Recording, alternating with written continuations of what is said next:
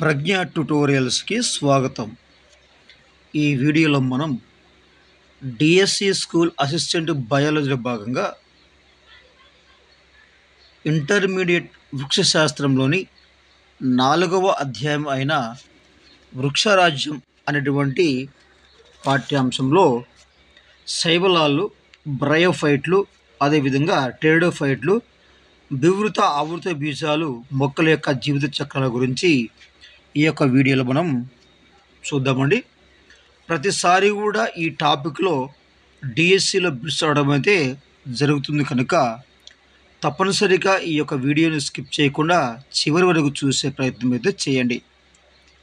క్రొత్తవారు చూసినట్లయితే తప్పనిసరిగా మన ఛానల్ను సబ్స్క్రైబ్ చేయండి, మీ యొక్క మిత్రులకు షేర్ చేయండి. వృక్షరాజ్యాన్ని మనం అవగాహన చేసుకోవడంలో కాలక్రమేణా మార్పు వచ్చింది. పరపోషితాలు, శిలీంధ్రాలు, కేంద్రక పూర్వజీవులైన మొనీరా, కణకవచం గల ఏకకణ నిజకేంద్రక ప్రొటిస్టాలను ఇంతకుముందు వర్గీకరణలో మొక్కల వర్గంలో చేర్చిన ఇప్పుడు ఆ వర్గం నుండి తొలగించడం జరిగింది. అందువల్ల నీలి ఆకుపచ్చ శైవలాలుగా పిలువబడేటువంటి ఈ యొక్క బ్యాక్టీరియంలను ఇప్పుడు శైవలాలుగా పరిగణించడం లేదు. అంటే ఇంతకుముందు నీలి ఆకుపచ్చ శైవలాలను ఒక ప్రత్యేకమైనటువంటి ఒక వర్గంలో అంటే సైనోఫైస్ అనేటువంటి తరగతిలో ఉంచడం జరిగిందండి. అయితే ప్రస్తుతం వీటిని నీలి ఆకుపచ్చ శైవలాలు పడేటువంటి ఈ యొక్క సైనో బ్యాక్టీరియాలను ఇప్పుడు శైవలాలుగా పరిగణించడం లేదు. ఇప్పుడు ప్లాంటే అనే వృక్షరాజ్యం నిజకేంద్రక, సాధారణంగా బహుకణయుత, పత్రహరితరహిత, సెల్యులోజ్ కణకవచం గల స్వయం పోషక గల జీవరాశుల్ని కలిగి ఉంది. ఈ అధ్యాయంలో శైవలాలు, అదేవిధంగా బ్రయోఫైటా మొక్కలు, టెరిడోఫైటా మొక్కలు, వివృత ఆవృత బీజాలు ప్లాంటే అనేటువంటి వృక్షరాజ్యం కింద మనకి వివరించడం అయితే జరిగింది. శైవలాలు, బ్రయోఫైటా, టెరిడోఫైటా మొక్కలను క్రిప్టోగామ్స్ అని లేదా పుష్పించని మొక్కలుగాను, వివృత ఆవృత బీజాలను పెనెరోగామ్స్ లేదా పుష్పించే మొక్కలుగా విభజించడం అయితే జరిగిందండి. ఇక్కడ శైవలాలు, బ్రయోఫైటా, టెరిడోఫైటా, వివృత ఆవృత బీజాలు వీటన్నిటిని ప్లాంట్ అయినటువంటి ఒక వృక్షరాజ్యం కింద వివరించారండి. అయితే ఇక్కడ ఉన్నటువంటి ఈ యొక్క శైవలాలు, బ్రయోఫైటా, టెరిడోఫైటా మొక్కలను క్రిప్టోగామ్స్ లేదా పుష్పించని మొక్కలుగాను, అదేవిధంగా వివృత ఆవృత బీజాలను పెనెరోగామ్స్ లేదా పుష్పించే మొక్కలుగా విభజించడం అయితే జరిగింది. అంటే ఇక్కడ వృక్షరాజ్యంలో ప్రధానంగా క్రిప్టోగామ్స్ అదేవిధంగా పెనెరోగామ్స్ వంటి 2 రాజ్యాలు ఉన్నాయండి. అంటే క్రిప్టోగామ్స్ అంటే పుష్పించని మొక్కలు, పెనెరోగామ్స్ అంటే పుష్పించే మొక్కలు. ఈ యొక్క పుష్పించే మొక్కలనే మనం ఏమంటామంటే స్పెర్మటోఫైటా అంటారండి. పుష్పించే మొక్క మనము స్పెర్మటోఫైటా లేదా బీజయుత మొక్కలుగా చెప్పవచ్చండి. పుష్పించే మొక్కలు మనం ఏమంటాం స్పెర్మటోఫైటా లేదా బీజయుత మొక్కలుగా మనము చెప్పవచ్చు. రైట్. పుష్పించని మొక్కలు అనేటువంటి ఈ యొక్క శైవలాల గురించి మనం ఈ యొక్క వీడియో చూద్దామండి. ఈ యొక్క శైవలాలను మనం ఆల్గే అంటాము. ఈ యొక్క శైవలాలు అనేవి పత్రహరితం కలిగిన సరళమైన థాలస్ కలిగి స్వయం పోషకమైనటువంటి ఈ యొక్క జీవులను మనం అంటే శైవలాలు అంటాము. ఈ యొక్క శైవలాలు అనేవి నీటిలో అంటే మంచినీటిలో లేదా సముద్రపు జలాల్లో పెరిగేటువంటి జీవులు ఈ యొక్క శైవలాలండి. మరి ఈ యొక్క శైవలాలు అనేవి రకరకాల ఆవాసాల్లో జీవించడం అయితే జరుగుతుంది ఈ యొక్క శైవలాలు. ఈ యొక్క శైవలాలు అనేవి పత్రహరితాన్ని కలిగి ఉంటుంది, సరళమైన తాలస్ కలిగి ఉంటుంది. అదేవిధంగా ఈ యొక్క శైవలాలు అనేవి స్వయం పోషకాలు. ఇవి నీటిలో అంటే మంచినీటిలో కానీ అదేవిధంగా సముద్రపు జలాల్లో కానీ ఇవి పెరిగేటువంటి జీవులు. అంత మాత్రమే కాదు, ఈ యొక్క శైవలాలు అనేవి రకరకాల ఆవాసాల్లో తేమగా ఉండే రాళ్ళపై అదేవిధంగా చెక్క అదేవిధంగా నేలపైన ఉంటాయి. వీటిలో కొన్ని శైవలాలు అనేవి శిలీంధ్రాలతో కలిసి జీవిస్తాయి. వీటిని మనం ఏమంటాం అంటే లైకెన్స్ అంటామండి. అంటే కొన్ని రకాల శైవలాలు అనేవి శిలీంధ్రాలతో కలిసి మరి సహజీవనం చేస్తాయి. వీటి మనం అంటే లైకెన్స్ అంటాము. ఉదాహరణ స్లాత్ బేర్ అదేవిధంగా పైనటువంటి కొన్ని రకాల లైకెన్స్ అండి. ఇక నెక్స్ట్ పోతే శైవలాల ఆకృతి అదేవిధంగా పరిమాణాలు అనేవి వైవిధ్యంగా ఉంటాయి. అంటే ఒక శైవలము యొక్క ఆకృతి మరొక శైవలము ఆకృతి వేరేగా ఉంటాయి. రైట్. ఇక్కడ కొన్ని రకాల శైవలాలు ఎలా ఉంటాయంటే చూడండి, ఈ విధంగా ఉంటాయి. ఇక్కడ ఉంటాయి. ఉదాహరణ స్పైరోగెరా. కొన్ని రకాల శైవలాలు అనేక విధంగా కలిసి ఉంటాయి గుంపులుగా. దీని ఉదాహరణ మనం వాల్వాక్స్ అంటాము. కొన్ని రకాల శైవలాలు ఈ విధంగా నిచ్చెన ఆకృతులు ఉంటాయి. కొన్ని రకాలు స్టార్ నక్షత్ర ఆకారంలో ఉంటాయి. ఈ విధంగా శైవలాల యొక్క ఆకృతి అనేది వివిధ రకాలుగా ఉండడం అయితే జరుగుతుంది. మన 8వ తరగతిలో కూడా శైవలాల ఆకృతి మనం చూసామండి. నెక్స్ట్, ఈ యొక్క శైవలాల ఆకృతి పరిమాణాలు అనేవి ఎంతో వైవిధ్యంగా ఉంటాయి. వీటి యొక్క పరిమాణం అనేవి సూక్ష్మమైన ఏకకణయుత క్లామిడోమోనస్ నుండి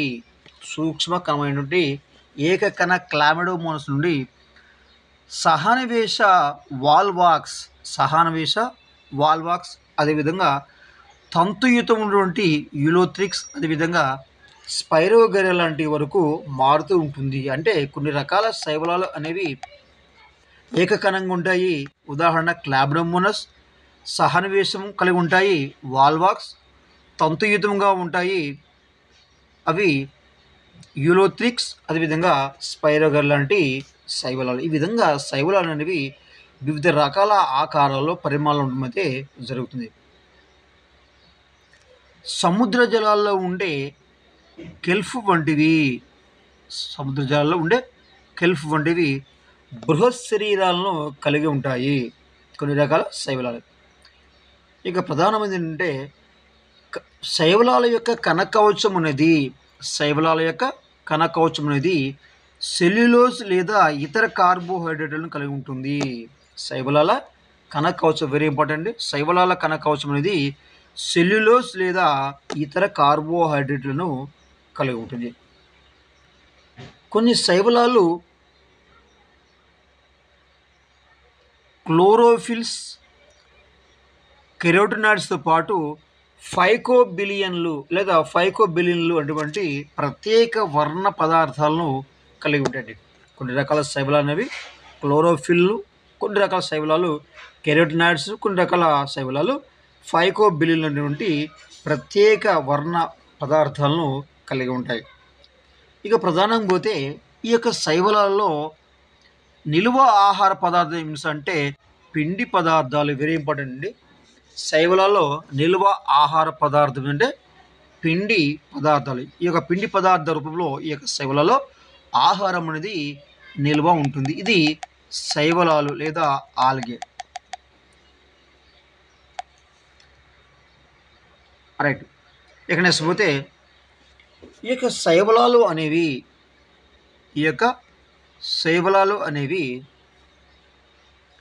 శాకీయ లైంగిక పద్ధతిలో ప్రత్యుత్పత్తి జరుపుకుంటాయి. శాకీయ లైంగిక పద్ధతిలో ఈ యొక్క ప్రత్యుత్పత్తిని జరుపుకుంటాయి.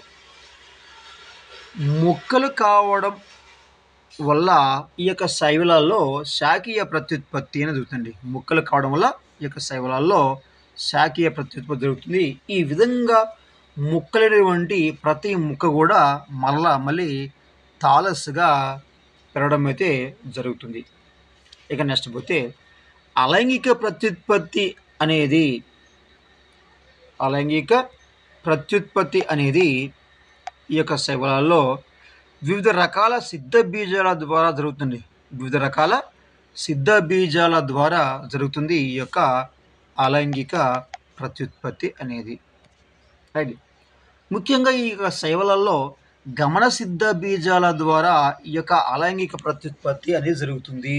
శైవలలో గమన సిద్ధ బీజాల ద్వారా ఈ యొక్క అలైంగిక ప్రత్యుత్పత్తి అనేది జరుగుతుంది. నెక్స్ట్ ఈ యొక్క గమన సిద్ధ బీజాలు ఎలా ఉంటాయి సార్ అంటే, ఈ యొక్క గమన సిద్ధ బీజాలు కశాభ సహితంగా ఉండి చలనయుతమై ఉండి మొలకెత్తే కొత్త భాగాలను ఇస్తాయి ఈ యొక్క గమన సిద్ధ బీజాలు. రెండు సంయోగ బీజాలు సంయోగం చెందడం వల్ల ఈ యొక్క శైవలాల్లో లైంగిక ప్రత్యుత్పత్తిని జరుగుతుంది. రెండు సంయోగ బీజాలు అనేవి సంయోగం చెందడం వల్ల ఈ యొక్క శైవలాల్లో లైంగిక ప్రత్యుత్పత్తి జరుగుతుంది. ఈ యొక్క సంయోగ బీజాలు అనేవి కశాభాలు కలిగి ఉండి ఒకే పరిమాణం కలిగి ఉండవచ్చు. ఉదాహరణ క్లామిడోమోనస్. లేదా కశాభరహిత చలన సహితమై ఒకే పరిమాణం కలిగి ఉండవచ్చు. ఉదాహరణ స్పైరోగైరా. ఇటువంటి ప్రత్యుత్పత్తిని మనం ఏమంటే సమసంయోగ ప్రత్యుత్పత్తి అంటే శైవలలో జరిగేటువంటి లైంగిక ప్రత్యుత్పత్తిని ఏమంటాం సార్ అంటే సమసంయోగ ప్రత్యుత్పత్తి అంటాం. కొన్ని క్లామిడోమోనస్ జాతుల్లో సంయోగంలో పాల్గొనే రెండు సంయోగ బీజాలు అనేవి వేరు పరిమాణాలు కలగడం వల్ల దాన్ని అసమ సంయోగం అని అంటాము.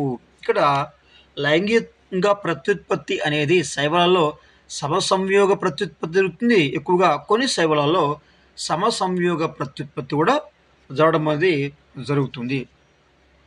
నెక్స్ట్ ఒక స్థూల చలన సహిత స్త్రీ సంయోగ బీజంతో సూక్ష్మ చలనయుత పురుష సంయోగ బీజం సంయోగం చెందడాన్ని అండ సంయోగం అంటాము. ఈ యొక్క అండ సంయోగం అనేది వాల్వాస్ అదేవిధంగా ఫీకస్లో అంటే గోధుమ వర్ణం శైలం వంటి ఈ యొక్క ఫీకస్లో జరుగుతుంది. ఇక శైవలాల్లో ఉన్నటువంటి జీవిత చక్రం వెరీ ఇంపార్టెంట్ అండి. శైవలాల్లో ఉన్నటువంటి జీవిత చక్రం అంటే ఏకస్థితికంగా ఉండి సంయుక్త బీజం క్షయకరణ విభజన జరుపుకునే కణమైనటువంటి కణంలాగా సహకరిస్తుంది ఈ యొక్క శైవలాలలో. ఇది శైవలాలు జరిగినటువంటి శాకీయ అదేవిధంగా అలైంగిక అదేవిధంగా లైంగిక ప్రత్యుత్పత్తి. రైట్. ఇక్కడ శైవలాలు అనేవి మానవునికి లేదా మానవులకు ఎన్నో విధాలుగా ఉపయోగపడుతున్నాయండి. రైట్. కిరణజన్య సంయోగక్రియ ద్వారా భూమిపై జరిగే కర్బన స్థాపనలో కనీసం సగభాగం శైవలాల ద్వారా జరుగుతుంది. కిరణజన్య సంయోగక్రియ జరుపుకుంటాయి కాబట్టి ఈ యొక్క శైవలాల యొక్క చుట్టుపక్కల వాతావరణంలో కరిగినటువంటి ఆక్సిజన్ స్థాయిని పెంచుతాయి ఈ యొక్క శైవలాలు. ఇక నెక్స్ట్ పోతే నీటి జంతువుల ఆహార వలయాలకు ఆధారంగా ఉండే శక్తివంతమైన యౌగికాలను అంటే ప్రథమ ఉత్పత్తిదారులుగా అత్యంత ప్రాముఖ్యాన్ని కలిగి ఉన్నాయి ఈ యొక్క శైవలాలు. ఫోర్ఫైరా, లామినేరియా, సర్గాసం లాంటి అదేవిధంగా లామినేరియా, సర్గాసం లాంటి 70 రకాల సముద్ర శైవల జాతులు అనేవి ఆహారంగా ఉపయోగపడుతున్నాయండి. ఫోర్ఫైరా అదేవిధంగా లామినేరియా, సర్గాసం, ఫోర్ఫైరా అంటే ఈ యొక్క సుమారు 70 రకాల సముద్రపు శైవలాలు అనేవి ఆహారంగా ఉపయోగపడుతున్నాయి. కొన్ని రకాల గోధుమ వర్ణ ఎరుపు రంగు శైవలాలు అనేవి కొన్ని రకాల గోధుమ వర్ణ అదేవిధంగా ఎరుపు వర్ణ సముద్ర శైవలాలు నీటిని పట్టి ఉంచే హైడ్రోకొలాయిడ్లను అధికంగా ఉత్పత్తి చేస్తాయండి. కొన్ని రకాల గోధుమ వర్ణం అదేవిధంగా ఎరుపు రంగు శైవలాలు అనేవి నీటిని పట్టి ఉంచేటువంటి హైడ్రోకొలాయిడ్లను అధికంగా ఉత్పత్తి చేస్తాయి. ఉదాహరణకు ఆల్జిన్ మరియు గోధుమ వర్ణ శైవలం, కర్రాజిన్ అటువంటి ఎరుపు వర్ణ శైవలములను వాణిజ్యంగా వాడుతున్నారండి. ఆల్జిన్ అటువంటి ఒక శైవలం, అదేవిధంగా కర్రాజిన్ అటువంటి ఒక శైవలం. ఆల్జిన్ అనేది గోధుమ వర్ణ శైవలం, ఈ కర్రాజిన్ అనేది ఎరుపు వర్ణ శైవలం. ఈ రెండు శైవలాలని వాణిజ్యపరంగా వాడుతున్నారు. వాణిజ్యపరంగా వాడటం అయితే జరుగుతుంది. ఇక నెక్స్ట్ పోతే జెలీడియం అదేవిధంగా గ్రాసిలేరియా ఏంటి సార్? జెలీడియం అదేవిధంగా గ్రాసిలేరియా అటువంటి శైవలాల నుండి జెలీడియం అదేవిధంగా గ్రాసిలేరియా నుండి శైవలాల నుండి లభ్యమయ్యే ఉత్పత్తులు అయినటువంటి ఈ యొక్క జున్నుగడ్డి ఎక్కడ వస్తుందండి? ఈ యొక్క జెలీడియం అదేవిధంగా గ్రాసిలేరియా నుండి ఈ యొక్క జున్నుగడ్డి వస్తుంది. ఈ యొక్క జున్నుగడ్డి అనేది దేనికి ఉపయోగపడుస్తారంటే సూక్ష్మజీవులను పెంచడానికి, అదేవిధంగా ఐస్ క్రీములు, జెల్లీల తయారీలో వాడుతున్నారు. ఈ యొక్క శైవలాలైనటువంటి జెలీడియం అదేవిధంగా గ్రాసిలేరియా నుంచి ఈ యొక్క జున్ను గడ్డిని. నెక్స్ట్ మరొక ఇంపార్టెంట్ బిట్ అండి, లామినేరియా వంటి కెల్ఫ్ల నుంచి లామినేరియా అనేటువంటి శైవలం అండి. ఈ యొక్క లామినేరియా వంటి కెల్ఫ్ల నుండి అయోడిన్ను సేకరిస్తారు.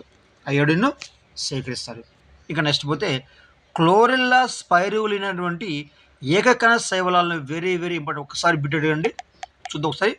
క్లోరెల్లా స్పైరులినా అనేటువంటి ఏకకణ శైవలాలను అంతరిక్ష యాత్రికులు సహితం ఆహారంగా ఉపయోగిస్తున్నారు.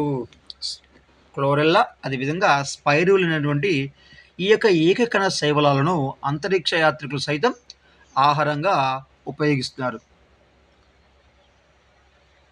మరి ఈ యొక్క శైవలాల్లో ఉన్నటువంటి వర్ణ పదార్థాలు అదేవిధంగా నిల్వ ఆహార పదార్థాల రకాలను బట్టి లేదా నిల్వ ఆహార పదార్థాల రకాల యొక్క ఆధారంగా ఈ యొక్క శైవలాలని 3 తరగతులుగా విభజించారండి. అంటే శైవలాల వంటి వర్ణద్రవ్యాలు అంటే క్లోరోఫిల్ ఏ, క్లోరోఫిల్ బి, జాంతో సైనిన్ అటువంటి కొన్ని రకాల వర్ణద్రవ్యాలు అండి.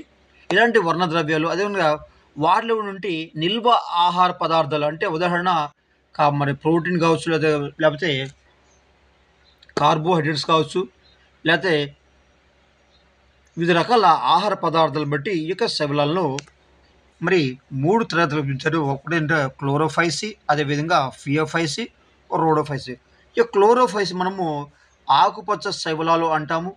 ఈ యొక్క ఫియోఫైసిని గోధుమ వర్ణ శైవలాలు అంటాము. రోడోఫైసిని ఎరుపు రంగు శైవలాలు అంటాము. రైట్, ఇక్కడ మొదటి తరగతి అయినటువంటి క్లోరోఫైసి చూద్దామండి. క్లోరోఫైసి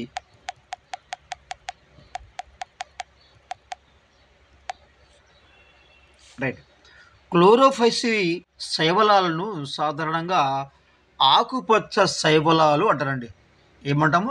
క్లోరోఫైసి శైవలాలను ఆకుపచ్చ శైవలాలు అంటాము. ఈ క్లోరోఫైసి శైవలాల యొక్క శరీరం అనేది ఏకకణయుతంగా కానీ లేదా సహనివేశంగా కానీ తంతుయుతంగానే ఉంటుంది. ఈ యొక్క క్లోరోఫైసి తరగతికి చెందినటువంటి శైవలాల యొక్క శరీరం అనేది. ఈ యొక్క క్లోరోఫైస్లో ప్రధానంగా క్లోరోఫిల్ ఏ, బి అనేది ఉంటుందండి. ఈ యొక్క క్లోరోఫైస్ తరగతిటువంటి ఈ యొక్క శైవలాల్లో క్లోరోఫిల్ ఏ, బి అనేది ఎక్కువ ఉండడం వల్ల ఇవి సాధారణంగా గడ్డి ఆకుపచ్చ రంగులో ఉంటాయి. ఈ యొక్క క్లోరోఫైసి తరగతి చెందినటువంటి శైవలాలు. నెక్స్ట్ ఇకపోతే ఈ యొక్క క్లోరోఫైస్లో మరి తరగతి చెందినటువంటి ఈ యొక్క శైవలాల్లో హరితరేణులు ఉంటాయండి. ఈ యొక్క హరితరేణులు కూడా వివిధ రకాల జాతుల్లో వివిధ రకాల ఆకృతులను కలిగి ఉంటాయి. మరి హరితరేణువులు అనేవి చక్రాభంగ, ఫలకంగా, ఫలాకృతిలో, గిన్నె ఆకృతిలో, అదేవిధంగా సర్పిలాకారంలో లేదా రిబ్బన్ లాగా ఉండవచ్చు. అంటే క్లోరోఫైసికి తరగతి చేయటువంటి ఈ యొక్క శైవలాల్లో ఈ యొక్క క్లోరోఫిల్ హరితరేణువులు అనేవి రకరకాల ఆకారాలు కలిగి ఉంటాయి. కొన్నేమో చక్రాభంగా ఉంటాయి, మరికొన్ని ఫలకంగా ఉంటాయి, కొన్నేమో ఫలాకృతిలో, కొన్ని గిన్నె ఆకృతిలో, కొన్ని సర్పిలాకారంలో లేదా కొన్ని రిబ్బెన ఆకృతిలో, మరికొన్ని గిన్నె ఆకృతిలో, మరికొన్ని నక్షత్ర ఆకారాలు కూడా ఉంటాయి ఈ యొక్క క్లోరోఫైసి తరగతి చెందినటువంటి శైవలాల్లో.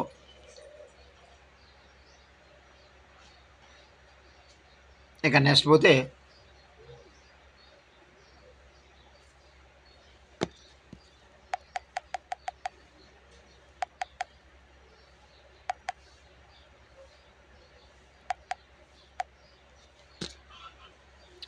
చాలా శైవలాల్లో ఈ క్లోరోఫైస్ వంటి చాలా శైవలాల్లో హరితరేణువుల్లో ఒకటి కానీ అంతకంటే ఎక్కువ కానీ పైరినాయిడ్లు అటువంటి ఆహారం నిల్వ చేసేటువంటి నిర్మాణాలు ఉంటాయండి. ఈ యొక్క క్లోరోఫైసి తరగతి చెందినటువంటి ఈ యొక్క శైవలాల్లో ఈ యొక్క హరితరేణువులో ఒకటి కానీ అంతకంటే ఎక్కువ కానీ పైరినాయిడ్లు అనేటువంటి ఆహారం నిల్వ చేసుకునే నిర్మాణాలు ఉంటాయి. ఈ యొక్క పైరినాయిడ్లు స్టార్చ్తో పాటు ప్రోటీన్లు కూడా కలిగి ఉంటాయి ఈ యొక్క క్లోరోఫైస్ తరచువంటి శైవలాల్లో. కొన్ని శైవలాలు ఏం చేస్తాయంటే ఆహారాన్ని నూనె బిందువుల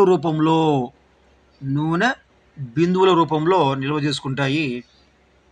ఇకపోతే ఆకుపచ్చ శైవలాలకు లోపల సెల్యులోజ్ పొరతోను బయట పెక్టోస్ పొరతోను నిర్మితమైన దృఢమైన కణకవచం ఉంటుంది. ఈ యొక్క ఆకుపచ్చని శైవలాలు లేదా క్లోరోఫైసి తరగతి చెందినటువంటి ఈ యొక్క శైవలాల్లో వీటి యొక్క కణకవచం అనేది లోపలేమో సెల్యులోజ్తోను, అదేవిధంగా బయట పెక్టోస్తోను నిర్మితమైన దృఢ కణకవచం ఉంటుంది. ఇక నెక్స్ట్ పోతే ఈ యొక్క క్లోరోఫైసి తరచినటువంటి ఈ యొక్క శైవలాల్లో ప్రత్యుత్పత్తి ఎలా జరుగుతారంటే శాఖీయ ప్రత్యుత్పత్తి అనేది సాధారణంగా ముక్కలవడం, మరి అలైంగిక ప్రత్యుత్పత్తి అనేది గమనసిద్ధ బీజాలు అనేవి ఏర్పడి వాటితో జోడడం, లైంగిక ప్రత్యుత్పత్తి అనేది లైంగిక కణాలు ఏర్పడడంతో ఈ యొక్క శైవలాల్లో ప్రత్యుత్పత్తి అనేది జరుగుతుంది.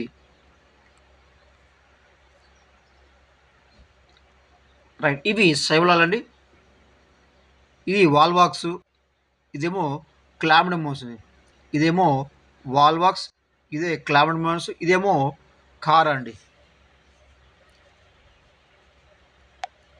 ఇవి శైవలాల యొక్క డయాగ్రామ్స్ కింద ఏమో మనకి ఏమి ఇచ్చాడంటే ఆకుపచ్చ శైవలాలు వచ్చేసి వాల్వాక్స్, క్లామిడోమోనస్, కార్ ఇచ్చాడు. ఇక గోధుమ శైవలాలకు ఉదాహరణ మనం లామినేరియా, ఫ్యూగస్ అండి, అదేవిధంగా డిక్టియేటా. ఎరుపు రంగు శైవలాలు వచ్చేసి పోర్పైరా, అదేవిధంగా పాలిసైఫోనియా. నెక్స్ట్ ఈ యొక్క శైవలాల్లో ఈ యొక్క క్లోరోఫైసి తరచి నుండి ఈ యొక్క శైవలాల్లో సమసంయోగం లేదా అసమ సంయోగం లేదా అండ సంయోగం అనేది ఉండవచ్చు ప్రత్యుత్పత్తి విధానంలో. క్లామిడోమోనస్, అదేవిధంగా వాల్వాక్స్, ఈలోథ్రిక్స్, స్పైరోగెరా, అదేవిధంగా కారాలు సాధారణంగా కనిపించేటువంటి ఆకుపచ్చ శైవలాలకి ఉదాహరణగా చెప్పవచ్చు. ఏంటివి? క్లామిడోమోనస్, వాల్వాక్స్, ఈలోథ్రిక్స్,